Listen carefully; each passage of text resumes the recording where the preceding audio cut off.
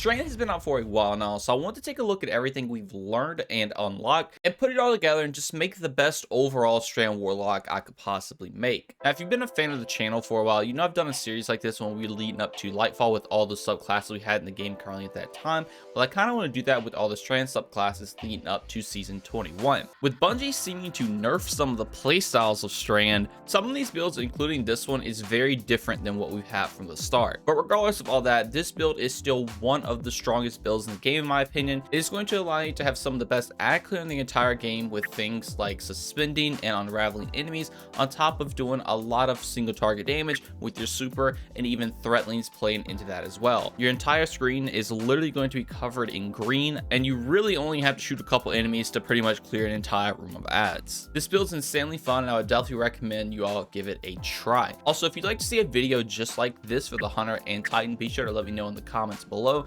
and also be sure to let me know what you think about this build. And finally, if you want to see an infographic of this entire build while I go over it in the video, be sure to check it out over on Mobalytics. I will link everything in the description, and you can find an in-depth breakdown over there. But without further ado, let's jump into one of my favorite builds on the Warlock right now. All right, let's start off with our subclass, and we're going to be starting off with our aspects with Mindsplit Invocation and Weaver's Call. Mindsplit Invocation is essentially an aspect that just improves your grenades in every single way. The main grenade we're going to be running with this build is the Shackle Grenade for a couple of different reasons, but with Mindsplit Invocation's Shackle Grenade says, hold to consume your Shackle Grenade and activate Weaver's Trance. Final blows while Weaver's Trance is active creates a suspending detonation. Now, when I first saw the Strand Warlock, the thing I was most excited for was a threatling based build, and this build still has a lot of that involved, but instead of taking the threatling grenade, the suspending grenade in my opinion with Weaver's Trance is just by far way better. If you have this proc, every single kill you get, you're just going to suspend everything around you, which means nothing can shoot you.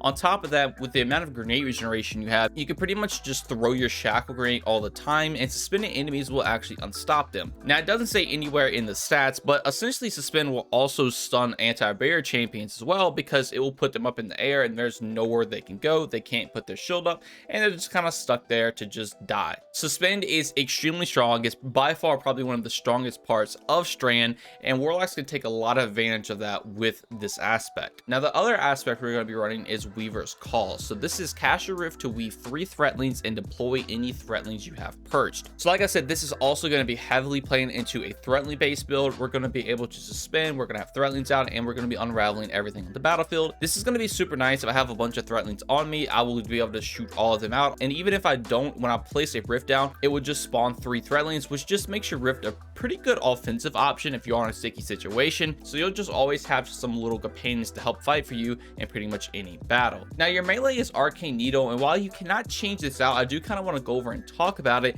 You essentially are going to get 3 charges, and when you throw this on an enemy, you will unravel them. Unravel means when you shoot them, they will basically shoot out these green little nanites that will do additional damage, and the more damage you do, the longer they last. This can help start spreading damage around like crazy, and it really does help out with ad clear, and it's even good if you just want to throw it on a single target that has a lot of health, so you can just make sure you unravel them just to get extra damage. It's a very useful melee to have in pretty much any situation, so always be sure to throw these out whenever you need them. Now, for your super Needle Storm, this is a very good single target damage super. Definitely do not sleep on it. It's pretty much just a better Nova Bomb. It does more damage. It seems like it casts faster, does its damage.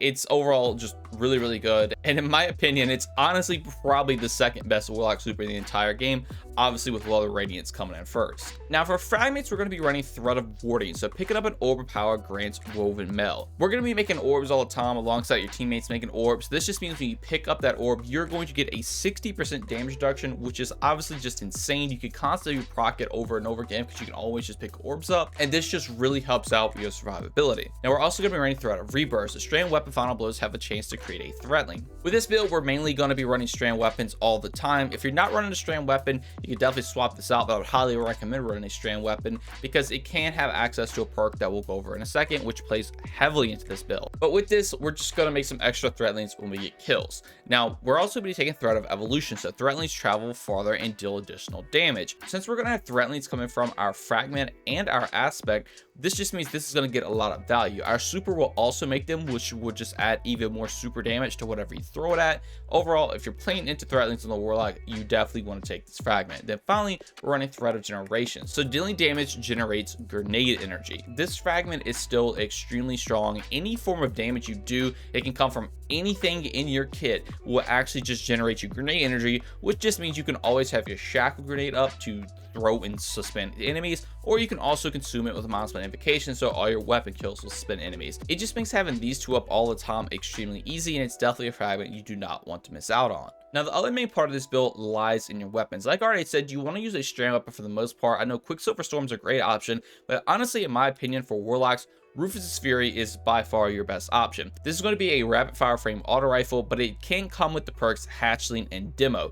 Demo is going to give you grenade energy when you get kills, and also throwing a grenade or consuming your grenade will actually reload the weapon. And then Hatchling, when you get a precision kill, it will spawn a Threatling, or if you get rapid non-precision kills, it will also spawn a Threatling. This will stack with your fragment Threat of Rebirth, so both of those combined together will just spawn a ton of Threatlings with the build, which obviously means they're going to be doing a lot more damage. And since you're also getting grenade energy with the gun kills, you're also going to be helping proc things like Threat of Generation. That's going to stack together, and again, you can just have pretty much your grenade ability up at all the time, and the act clear is just ridiculous. Since we're on the topic of weapons, other things you can run are just any current meta stuff in the game. Obviously for heavy, you know, Leviathan Stress are really good, rockets are really good, rapid fire fusions are also relatively good as well. Just make sure you're running whatever is currently the strongest in the game. But for Warlocks, again, I would highly recommend running Rufus's Fury. If you can craft it, I would do it with these exact perks. Now let's jump over to our exotic, and that is going to be the Swarmers. This has the exotic trait, well, Swarmers. Destroying a Tangled spawns a Threatling. Your Threatlings unravel targets they damage. This exotic, in my opinion, is just way too strong to not pair it with the Strand subclass. You're always going to be making Tangles, which always leads to even more Threatlings. And since there are so many ways to make Threatlings with this build, you're always going to have enemies unraveling 24/7. Even Hatchling will proc this perk, so it kind of makes your gun have unraveling rounds in a way if you do proc Hatchling. This exotic, in my opinion, is really what makes the act clear this build extremely strong, and is one of the main options I would recommend running if you are playing Strand. For stat distribution, always go with 100 resilience to get 30% damage reduction, and I go with the 100 discipline so I can get my grenade back even faster, since that's the main part of the build. And if I can get to 100 recovery, that is what I want to work on next, because that will just allow you to cast Weaver's Call a lot more often. Now, artifact mods, these are going to be going away, so I don't want to play heavily into these, but obviously if you're playing into it this specific season, definitely take things like Untangler, Threaded Blast, Allied Unraveling, and Counterweave. These just help out a lot with Strand. The cool one to take is Prismatic Transfer, in my opinion, because when you cast your Needle Storm, you do a bunch of single target damage, but you're also providing your teammates with a damage boost if they're not running Strand, so that could be really cool. But again, these are going to go away. You don't really need them for this build to function. It does help out and adds a little cherry on top, but you don't have to worry about this, and the build will still work completely fine next season. Now jumping into mods, starting off with their helmet, we're going to be running a Strand Siphon. So when you get rapid Strand weapon final blows, will make it overpower. Obviously that overpower is going to grant us armor charge alongside helping us proc our fragment, so we can have woven meld 24/7, and it will also even help out with some of our other mods later when we get into the build. Now we're also going to be running a heavy ammo finder alongside a heavy ammo scout. Nothing else really matters too much for a Strand focused build in this scenario. Things like Ashes to Assets can't proc with Weaver's Trains if that's the spin gets a kill, but honestly in pretty much anything other than extremely low end content, that's never going to happen, so I don't really recommend taking that. If you want to take something like Dynamo to get some of your super back, since we're going to be hopping Weaver's Call a lot, you could do that, but I think overall just having more heavy ammo is probably your best option, and also being able to make that heavy for your teammates is also really good. Now in my arms, I'm running a Strand Loader, so I can just reload my Strand weapons even faster. This just lets Rufus's Fury help act clear a lot easier. And then I'm also going to be running Momentum Transfer and Bolstering Detonation. Momentum Transfer is going to give me melee cooldown when I deal damage with a grenade, alongside Bolstering Detonation giving me class ability cooldown when I deal damage with a grenade. Now just like I was talking about with Ashes to Assets, if that spin does hit an enemy with Weaver's Trance, it will actually proc these, so you can pretty much always have these proc 24/7. They do have a cooldown, but since you're constantly suspending enemies all the time with Weaver's Trance, you're just going to always be regenerating this ability energy pretty much 24/7. It allows you to get so many more rifts to throw down for Weaver's Call, and even if you want to take double bolstering detonation, you could, but I do like to throw momentum transfer on there because I do use the melee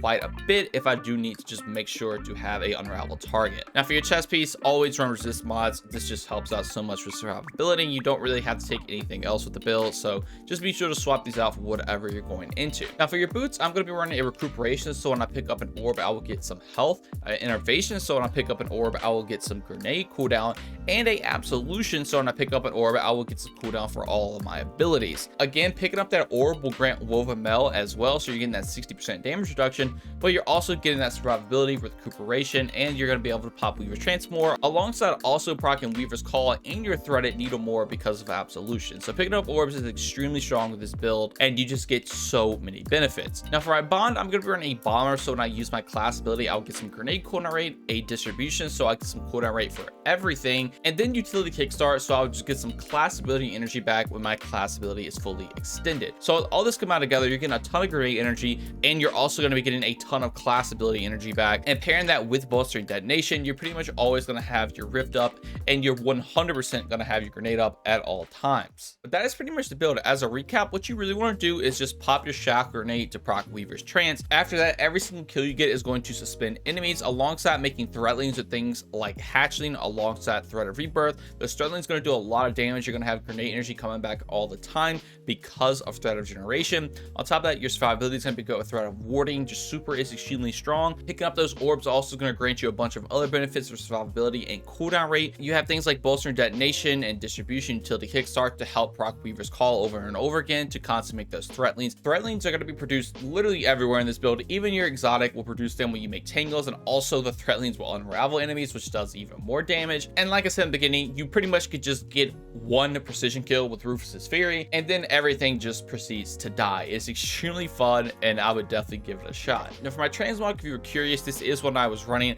I tend to go for the more green look, especially pairing that with Strand, but I switched it up because I just thought this looked really cool. It definitely gives like Witch Doctor vibes, which I guess is good if I'm making threatlings, trying to have companions fight for me. So if you want to make your Warlock look like this is what I'm running. But all right, that's pretty much going to do it for the build. Again, let me know if you all would like to see this for the Hunter and Titan. This is probably going to be the final Strand Warlock build I make for the season, unless I find something crazy or something, you know, ridiculous comes out. But with next season, we're all going to be getting those new Strand fragments, so you can definitely expect to see new builds involved around that. Anyways, let me know what y'all think about it, and of course, if you all enjoy, consider subscribing, drop a like, turn the notifications on. Also, if you'd like to join my Discord or follow me on any of my socials, all that will be linked in the description as well. But just know watching this video is way more than enough, and that every single bit of support from you all is truly appreciated. Thank you all so much for watching this one, and have a great day. Peace.